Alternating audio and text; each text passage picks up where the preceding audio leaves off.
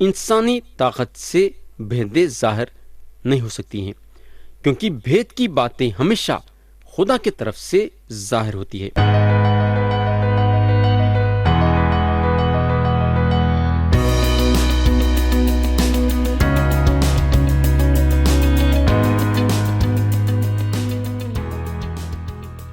یسوع مسیح کے نام سے السلام علیکم پیارے بھائی اور بہن۔ تو آپ لوگوں کو یاد ہوگا کہ ہم افسیوں کے خط پہ غور کر رہے ہیں، اور ہم باب 1 اور اس کی آیت 1 سے 10 غور کر چکے ہیں، لیکن آج میں پھر سے آیت 8 سے 10 پہ آپ کا توجہ چاہوں گا۔ تو پیارے بھائی اور بہن، اب ہم خدا کا کلام شروع کریں گے، اور میں یقین کرتا ہوں کہ آپ لوگ سب تیار رہیں گے خدا کے کلام کو سننے کے لیے۔ اب ہم پڑھیں گے افسیوں کے نام پولس رسول کا خط باب 1 اور اس کی آیت 8 سے 10۔ یہاں پولس لکھتے ہیں، جس سے اس نے ہر طرح کی حکمت اور دانائی کے ساتھ کثرت سے ہم پر نازل کیا، چنانچہ اس نے اپنی مرضی کے بھید کو اپنے اس نیک ارادے کے موافق ہم پر ظاہر کیا، جسے اپنے آپ میں ٹھہرا لیا تھا، تاکہ زمانوں کے پورے ہونے کا ایسا انتظام ہو کہ مسیح میں سب چیزوں کا مجمع ہو جائے، خواہ وہ آسمان کی ہو خواہ زمین کی۔ تو میرے بھائی اور بہن، ہم یہ سوال اٹھا چکے تھے اور پھر سے یہ سوال کو اٹھائیں گے کہ خدا کے کلام میں بھید کیا چیز ہے۔ خدا کے کلام میں بھید کا مطلب ہے کہ خدا کچھ باتیں ظاہر کرنا چاہتا ہے، یا پھر بھید کی باتیں ظاہر کر رہا ہے جو اب تک نہیں کرا تھا۔ بھید کی باتیں خدا ظاہر کرتا ہے۔ دو باتیں ہیں جو ہمیشہ نیا عہد نامہ کے بھید میں داخل ہوتی ہیں۔ پہلی بات ہے، انسانی طاقت سے بھیدیں ظاہر نہیں ہو سکتی ہیں، کیونکہ بھید کی باتیں ہمیشہ خدا کی طرف سے ظاہر ہوتی ہے۔ اور دوسری بات یہ ہے کہ بھید کی باتیں چھپانے کے لیے نہیں ہیں، بلکہ وقت پہ ظاہر کی جاتی ہے۔ پیارے بھائی اور بہن، ایک صاحب جو بائبل کا ترجمہ کرے ہیں، انہوں نیا عہد نامہ میں 11 بھیدیں بتائے ہیں جو نیا عہد نامہ میں ہیں۔ نمبر 1، ذرا غور سے سنو۔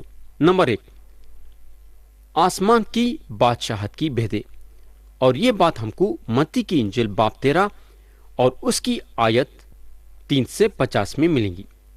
نمبر 2، یہ زمانے میں اسرائیلیوں کے اندھے پن کی بھید، اور یہ بات ہم کو رومیو کے نام پولس رسول کا خط باب 11 اور اس کی آیت 25 میں ملیں گی۔ نمبر 3، وہ بھید جو دنیا کے آخر میں وہ لوگ جو یسوع مسیح پہ ایمان لائے ہیں بدل جائیں گے۔ یہ بات ہم کو کورنتھیوں کے نام پولس رسول کا پہلا خط باب 15 اور اس کی آیت 51 اور 52 میں ملیں گی، اور تھیسلونیکیوں کے نام پولس رسول کا پہلا خط باب 4 اور اس کی آیت 13 سے 17 میں ملیں گی۔ نمبر 4، وہ بھید جہاں نیا عہد نامہ کی کلیسیا یہودیوں اور غیر یہودیوں کا مسیح میں ایک بدن ہوگا۔ یہ بات ہم کو افسیوں کے نام پولس رسول کا خط باب 3 اور اس کی آیت 1 سے 12 اور رومیو کا خط باب 16 اور آیت 25، افسیوں کا خط باب 6 اور آیت 19، کولوسیوں کا خط باب 4 اور آیت 3 میں یہ بات ملیں گی۔ نمبر 5، وہ بھید جو کلیسیا مسیح کی دلہن ہے، یہ بات ہم کو افسیوں کے خط میں ملیں گی باب 5 اور اس کی آیت 23 سے 32 میں۔ اور اب ہم نمبر 6، وہ بھید جو زندہ مسیح ہم میں رہتے ہیں، گلتیوں کے نام پولس رسول کا خط باب 1 اور اس کی آیت 26 اور 27۔ نمبر 7، مسیح کو پہچاننے کی بھید، کولوسیوں کے نام پولس رسول کا خط باب 2 اور اس کی آیت 2 میں یہ بات ملیں گی۔ نمبر 8، دینداری کا بھید، یہ بات ہم کو تیموتھیوس کے نام پولس رسول کا پہلا خط باب 3 اور اس کے آیت 16 میں ملیں گی۔ نمبر 9، بے دینی کا بھید، یہ بات ہم کو تھیسلونیکیوں کے نام پولس رسول کا دوسرا خط باب 2 اور اس کی آیت 7 میں ملیں گی۔ नंबर 10, 7 सितारों का भेद। ये बात हमको यूहन्ना आरिफ का मुकशफा बाब 1 और उसकी आयत 20 में मिलेंगी। आखिरी और नंबर 11, शहर बाबिल का भेद। ये बात हमको यूहन्ना आरिफ का मुकशफा बाब 17 और उसकी आयत 5 और 7 में मिलेंगी। तो प्यारे भाई और बहन, नया अहदनामा के ये 11 भेद हैं, मगर ये सारे बातों के बाद भी आपको मालूम होना चाहिए कि खुदा सारे बातें नहीं बताया है। कई चीजें हैं जो खुदा हमको नहीं बताया है। कई सवाल हैं जो मैं खुद खुदा से पूछना चाहता हूँ।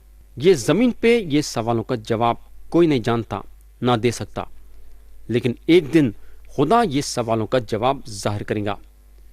तो प्यारे भाई और बहन, भेद एक ऐसी चीज है जो खुदा पहले जाहिर नहीं करा, लेकिन अब जाहिर करता है।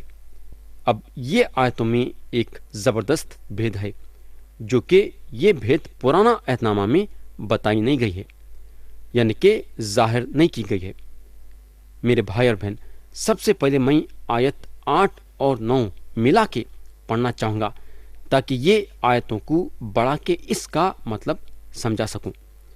हम ये आयतें पढ़ेंगे, जिसे उसने हर तरह की हिकमत और दानाई के साथ कसरत से हम पर नाजिल किया। चुनांची उसने अपनी मर्जी के भेद को अपने उस नेक इरादे के मुआफिक हम पर जाहिर किया, जिसे अपने आप में ठहरा लिया था।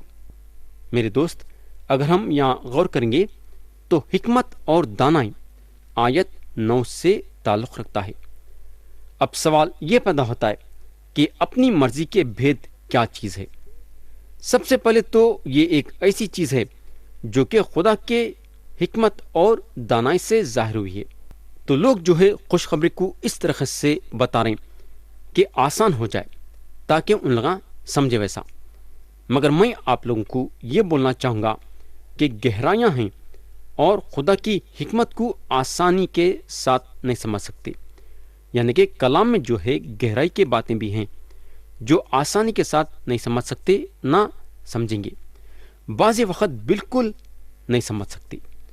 हमको हमारी दिमागी ताकत इस्तेमाल करने की ज़रूरत है जो हमारे पास है, ताकि हम खुदा के बड़े इरादों को समझे वैसा।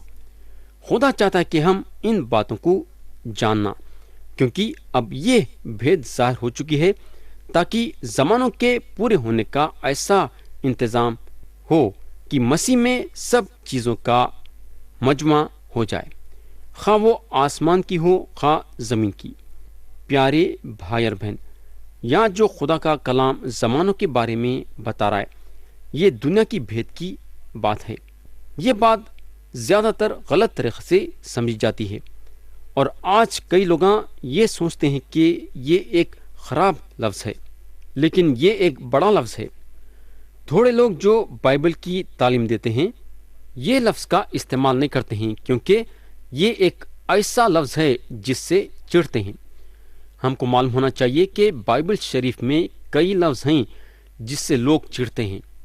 मिसाल के तौर पे खून, या फिर मखलसी, या फिर सलीब वगैरह वगैरह। पौलुस बोलते हैं कि सलीब जो है लोगों को ठोकर का बायस है, मगर ये चीज़ हमको यीशु मसीह की मनादी करने के लिए नहीं रोक सकती। तो प्यारे भाई और बहन, जब खुदा का कलाम ज़मानों के बारे में बात करता है तो एक ख़ास वक़्त के बारे में है, मगर असल में उसका मतलब है कि जिस तरह से खुदा एक चीज़ को एक वक़्त के साथ ले लेके चलता है, तो इस तरह से खुदा काम करता है, और वो है ज़मानों के लिहाज से। ज़मानों के लिहाज से खुदा जो है इंसान के ज़िंदगी में काम करता है।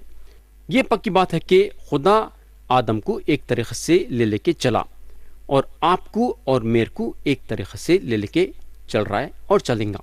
आदम के ज़माने का वक़्त अलग था और हमारे ज़माने का वक़्त अलग है। यानी कि आदम के ज़माने में एक हालत थी और ये ज़माने में एक हालत है, और खुदा ये हालतों के लिहाज से काम करा। वो ज़माने में अलग बात थी और ये ज़माने में अलग बात है, और आगे चल के भी जो ज़माना आएगा वो ज़माने में अलग बात रहेंगी।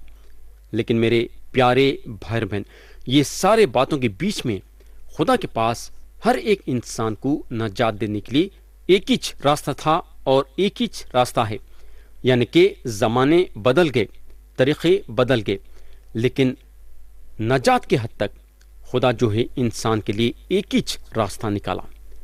زمانے بدل گئے مگر آدمی کو نجات دینے کے لیے خدا ایک ہی طریقہ بنایا، اور وہ طریقہ تھا خون بہانے کے ذریعے سے۔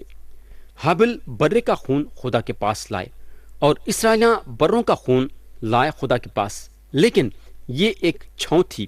خدا یہاں یہ بتانا چاہ رہا تھا کہ انہیں ایک دن یسوع مسیح کو بھیجنے والا ہے، اور یسوع مسیح دنیا کے ہر ایک آدمی اور عورت کے لیے اپنا پاک خون بہائیں گے۔ بولنے کا مطلب یہ ہے کہ زمانے بدل گئے، الگ طریقے سے زمانہ جیسا بدلتے رہا، الگ طریقے سے کام ہوتے رہے، لیکن یہ نجات کا راستہ خدا جو ہے ایک ہی طریقہ نکالا، اور وہ ہے خون کے ذریعے سے۔ پرانا عہد نامہ میں بروں کا خون بہانے کے ذریعے سے گناہوں کی معافی ملتی تھی، لیکن جیسا میں ابھی آپ لوگوں کو بتایا ہوں، یہ ایک چھاؤں تھی، اور خدا یہ بروں کا خون بہانا یسوع مسیح کی طرف اشارہ کرا۔ یہ ہوگا اب ہم خدا کے بیٹے یسوع مسیح کے تیسرے کام پہ آئیں گے، یعنی کہ یسوع مسیح کے تیسرے کام پہ آئیں گے جو انہوں کلیسیا کے طفیل میں کرے۔ تیسرا کام ہے یسوع مسیح ہم کو میراث دیتے ہیں۔ ہم پڑھیں گے آیت 11 اور 12۔ یہاں پولس بولتے ہیں، اسی میں ہم بھی اس کے ارادے کے موافق جو اپنی مرضی کی مصلحت سے سب کچھ کرتا ہے پیشتر سے مقرر ہو کر میراث بنے، تاکہ ہم جو پہلے سے مسیح کی امید میں تھے اس کے جلال کی ستائش کے باعث ہوں۔ تو یہاں ہمارے لیے ایک بہت بڑی سچائی ہے، انہوں ہمارے کو میراث دے رہے ہیں۔ کون؟ یسوع مسیح۔ انہوں ہم کو وہ چیز دے رہے ہیں جس کے لیے ہم محنت نہیں کرے ہیں۔ خدا کا یہ ارادہ تھا کہ جو یسوع مسیح پہ ایمان لایا ہے مسیح کے میراث میں حصہ لیں۔ یسوع مسیح پہ ایمان رکھنے والے مسیح کے ساتھ میراث میں حصہ لیں گے۔ میرے بھائی اور بہن، جب ہم یسوع مسیح پہ ایمان لائے ہیں سب کچھ ہمارا ہے، بلکہ مسیح ہمارے ہو گئے ہیں۔ یہ ساری چیزیں اس لیے ہماری ہیں کیونکہ یہ ساری چیزیں مسیح کی ہیں، اور جو مسیح کا ہے وہ ہمارا ہے۔ تو اس سے بڑھ کے خوشی ہم کو اور کیا مل سکتی ہے کہ مسیح ہمارے ہیں۔ خدا یہ ساری چیزیں ہمارے کو دے دیا ہے، اور یہ ساری چیزیں دنیا بنانے سے پہلے ہم کو دے دیا ہے۔ خدا ہم کو پیشتر سے چن لیا تاکہ ہم کو میراث دیں، حالانکہ ہم یہ ساری چیزیں لینے کے لائق نہیں ہیں، مگر خدا اپنے محبت میں ہم کو یہ ساری چیزیں دے دیا۔ تو پیارے بھائی بہن، یا میں کلام کو ختم کرنا چاہوں گا یہ دعا کے ساتھ کہ خدا ہم سب کو آج کے کلام کے ذریعے سے برکت دے۔ یسوع مسیح کے نام سے آمین۔